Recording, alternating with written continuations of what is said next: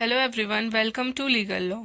आज की वीडियो में हम कॉन्स्टिट्यूएंट असेंबली को डिस्कस करेंगे।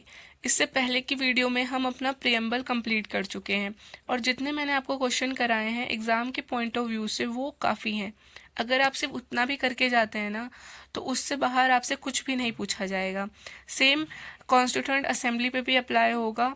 अगर आप ये पूरी वीडियो एंड तक देखेंगे तो आपको खुद महसूस होगा कि आपका पूरा ये टॉपिक कंप्लीट हो चुका है और इसके बाहर आपको कुछ करने की नीड नहीं होगी। ठीक है, तो आज हम इस वीडियो में कॉन्स्टिट्यूएंट असेंबली को पढ़ेंगे, इसका फॉर्मेशन देखेंगे कि कैसे इसका फॉर्मेशन हुआ, इसमें कितने मेंबर्स हैं और जो भी इससे रिलेटेड हमारे एग्जाम पॉइंट ऑफ व्यू से इम्पोर्टेंट होगा आज हम उसको कंप्लीट कर लेंगे। ठीक है, तो फर्स्ट हम देखते हैं कि कॉन्स्टिट्यूएंट असेंबली कैसे बना। तो ये बना था रिकमेंडेशन से जो कि कैबिनेट मिशन ने दी थी। और कैबिनेट मिशन का ईयर आप याद रखना 1946, क्योंकि ईयर से आप बहुत चीज़ें कनेक्ट कर पाएंगे। ठीक है, तो made on the recommendation of cabinet mission in 1946। Okay, तो ये तो रिकमेंडेशन पे बना, लेकिन हम देखते हैं इसका आइडिया फर्स्ट टाइम आया कहाँ से था।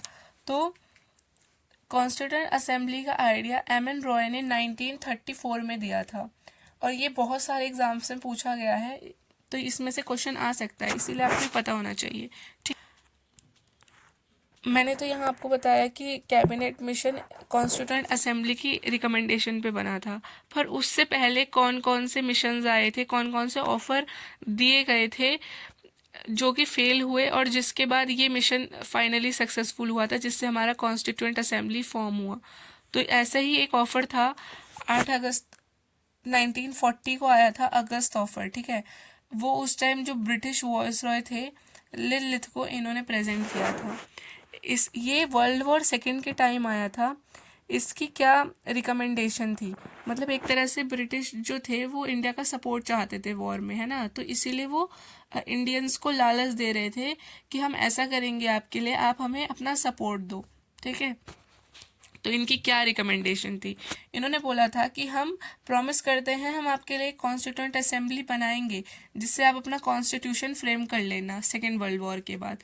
ठीक है, पर ये सिर्फ इंडिया को एक डोमिनेंस स्टेटस दे रहे थे, फुल इंडिपेंडेंस नहीं दे रहे थे, जो कि इंडिया की डिमांड थी पूर्ण स्वराज की, मतलब कंप्लीट इंडिपेंडेंस की। पर ये इंडिया को बोल रहे थे कि आप हमारे रूल के अंडर सेल्फ गवर्नेंस करना, पर हम आपको फुल इंडिपेंडेंस नहीं देंगे, वो सिर्फ एक डोमिनेंस स्टेटस रहेगा। अब डोमिनेंस स्टेटस का मतलब यहाँ पे लिखा हुआ है, the goal was dominion status self governance within the British Empire. वही जो मैंने आपको बताया कि सेल्फ गवर्नेंस कर सकते हो ब्रिटिश एम्पायर के अंदर, लेकिन आपको पूर्ण स्वराज हम नहीं देंगे। उसके बाद इन्होंने और क्या बोला था कि अगर आप हमारा सपोर्ट करते हो तो हम वाइसराय काउंसिल थी उस टाइम पे, तो उसमें इंडियन मेंबर्स की जो पोजीशन थी वो कम थी, है ना, और उनको ज़्यादा काम नहीं दिया गया था। तो इसीलिए इन्होंने इस अगस्त ऑफर में बोला था कि अगर आपका सपोर्ट रहता है तो हम ज़्यादा इंडियंस को अपने वॉइसरॉय काउंसिल में रिक्रूट कर देंगे, है ना। लेकिन तब भी इसमें था कि जो इम्पोर्टेंट पोजीशंस है, इम्पोर्टेंट काम है, जैसे कि डिफेंस वगैरह हो गया, उसमें ब्रिटिश ही रहेंगे। तो इससे आप देख सकते हो कि सिर्फ लालच था कि हम ज़्यादा इंडियंस को तो ले लेंगे अपने काउंसिल में, पर जो इम्पोर्टेंट काम रहेंगे, इम्पोर्टेंट पोजीशंस रहेंगी, वो तब भी ब्रिटिश की रहेगी। तो सिर्फ नाम के लिए एंट्री दे रहे थे। ठीक है, तो ये आइडिया जो था वो इंडियन नेशनल कांग्रेस ने रिजेक्ट कर दिया था।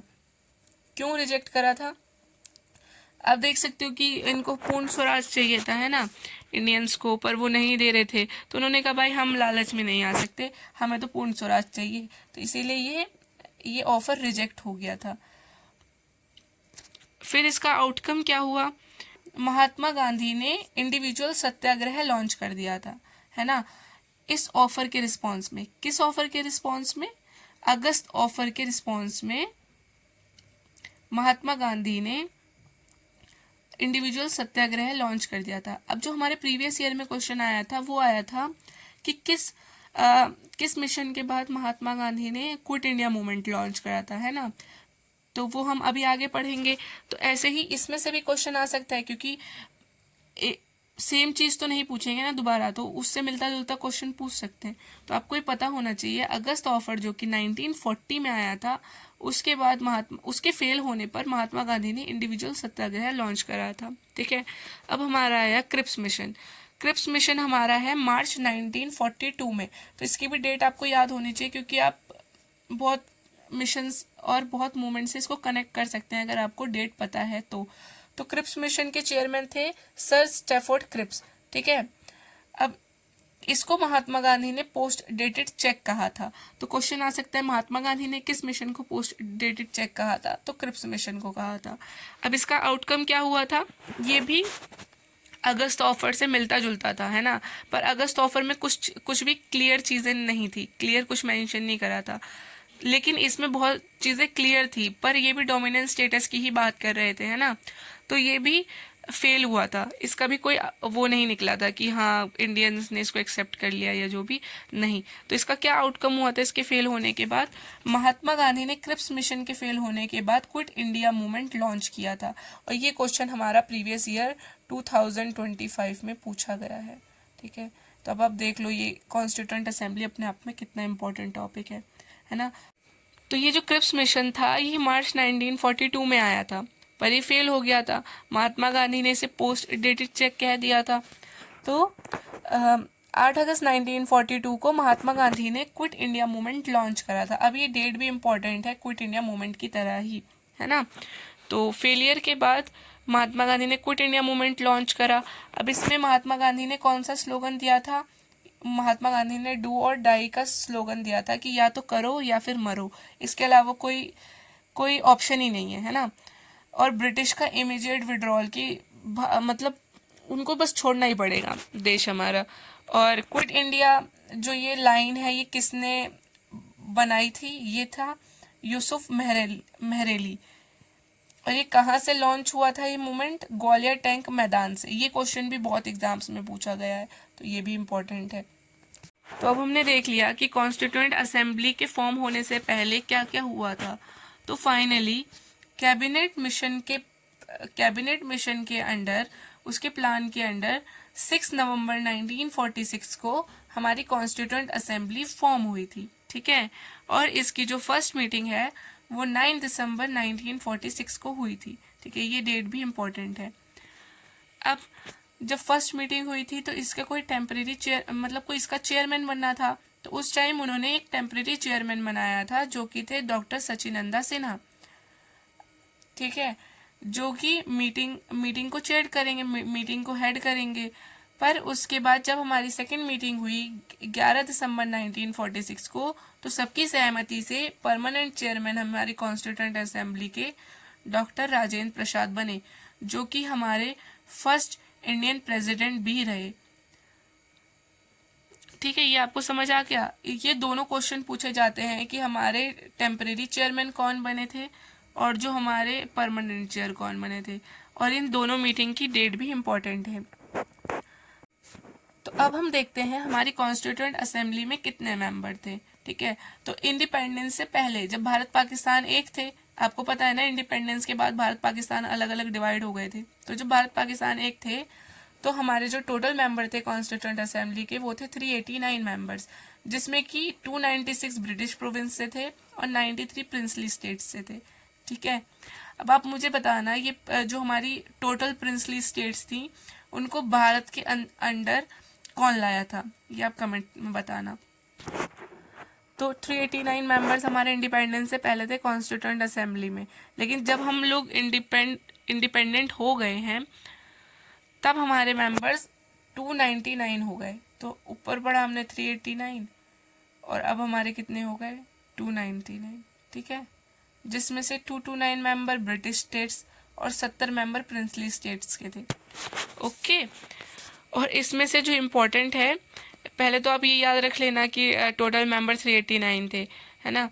फिर अब हमारे इसमें से थे 4 कमिश्नरी स्टेट्स। इनको डायरेक्ट क्वेश्चन आ सकता है इन पे कि हम जो कमिश्नरी स्टेट्स थे ब्रिटिश के टाइम पे उनके क्या नाम है, चाहे आपको चारों नाम पूछ ले, चाहे 1-2 मतलब ऑप्शन में कुछ अलग दे के पूछ ले, है ना। तो जो 4 थे दिल्ली, अजमेर, कुर्ग और बलूचिस्तान, ये इम्पोर्टेंट है, ये आपको याद होना चाहिए कि दिल्ली, अजमेर, कुर्ग और बलूचिस्तान हमारे 4 कमिश्नरी स्टेट्स थे और इनमें से क्वेश्चंस आए हैं। बहुत एग्जाम्स में पूछा गया है, ठीक है। तो आप इसमें से कुछ मत छोड़ना। कॉन्स्टिट्यूएंट असेंबली बहुत इंपॉर्टेंट टॉपिक है और आपको इसके सारे क्वेश्चंस पता होने चाहिए, और इसके बाहर से कुछ भी नहीं आएगा, क्योंकि जितने इंपॉर्टेंट क्वेश्चंस हो सकते थे, जितने इसमें इंपॉर्टेंट चीज़ें थी, मैंने सब इसमें मेंशन कर दी हैं, ठीक है। अब हमारी कॉन्स्टिट्यूएंट असेंबली में टोटल फीमेल्स जो थी वो थी 15, ओके। इसमें से भी एक क्वेश्चन आया था, 3-4 लोगों के नाम दिए थे और उन्होंने बोला था कि कॉन्स्टिट्यूएंट असेंबली में इनमें से कौन नहीं था। तो जब तक आपको नहीं पता होगा आप कैसे बता दोगे, है ना। और ओनली मुस्लिम लेडी जो थी वो थी बेगम एजाज रसूल, ये हमारी कॉन्स्टिट्यूएंट असेंबली में अकेली मुस्लिम लेडी थी। और टोटल मुस्लिम्स कितने थे, वो थे 79। तो अब आपने क्या पढ़ा, ठीक है। इसके साथ हमारा कॉन्स्टिट्यूएंट असेंबली के सारे इंपॉर्टेंट क्वेश्चन खत्म होते हैं ना। तो हम थोड़ा एक क्विक रिवीजन कर लेते हैं कि हमने क्या पढ़ा। जो टोटल मेंबर्स थे हमारी कॉन्स्टिट्यूएंट असेंबली में वो थे 389, और इंडिपेंडेंस के बाद ये हो गए थे 299, ठीक है। अब उसके बाद जो टोटल फीमेल्स थी वो थी 15, और जिसमें से मुस्लिम्स थे 79, ये मुस्लिम्स हो गए, है ना। और सिर्फ एक मुस्लिम लेडी थी, वो थी बेगम एजाज रसूल। अब इसके बाद हम देखते हैं कि हमारा कैबिनेट मिशन कब आया था। कैबिनेट मिशन कब आया था, फिर हम देखते हैं हमारा अगस्त ऑफर कब आया था, ये तो 1940 में आया था, ठीक है। और हमारा कैबिनेट मिशन जिसके अंडर हमारा कॉन्स्टिट्यूएंट असेंबली फॉर्म हुई है, ये हमारा 1946 में आया था। और वो कौन सा मिशन था जिसके बाद क्विट इंडिया मूवमेंट लॉन्च हुआ था, वो था क्रिप्स मिशन, जो कि हमारा 1942 में आया था, ठीक है। तो ये सब आपको पता होना चाहिए। और अगस्त ऑफर के फेल होने के बाद महात्मा गांधी ने क्या करा था, महात्मा गांधी ने इंडिविजुअल सत्याग्रह लॉन्च करा था, ठीक है। तो ये हमारी क्विक रिवीजन हो गई है। और बाकी आप अगर इसे पूरा पढ़ेंगे तो फिर इसमें से इसके बाहर तो कुछ आएगा ही नहीं, ठीक है। आपको ये पूरी वीडियो आप एक बार देखना, 2 बार देखना, आपको अच्छे से याद हो जाएगा, क्योंकि इसमें ऐसा कुछ मैंने हार्ड लिखा नहीं है। और जो इम्पोर्टेंट टॉपिक्स हैं सिर्फ मैंने वही लिखे हैं, जो इम्पोर्टेंट पॉइंट्स हैं सिर्फ वही लिखे हैं। और मिशंस बहुत थे, चीज़ें बहुत थी पढ़ने को, लेकिन जो हमारे एग्ज़ाम के पॉइंट ऑफ व्यू से इम्पोर्टेंट है, क्योंकि अब ज़्यादा टाइम नहीं बचा है, सिर्फ 3 महीने बचे हैं, 3 महीने भी पूरे नहीं बचे हैं, ठीक है। तो आप सब पढ़ने का आपके पास टाइम नहीं है, आप वो पढ़ो जो इम्पोर्टेंट है, ठीक है। सब पढ़ने से कुछ नहीं होगा, इम्पोर्टेंट पढ़ने से होगा, और इतना मोर देन इनफ है। बाकी आप प्रियम्बल की वीडियो अगर आपने अभी तक नहीं देखी है तो आप उसे देख लेना, और कॉन्स्टिट्यूएंट असेंबली को कंप्लीट कर लेना। अब जो नेक्स्ट हम देखेंगे वो हम देखेंगे कि हमारा कॉन्स्टिट्यूशन कैसे फॉर्म हुआ था, ठीक है। तो all the best, see you in next video guys.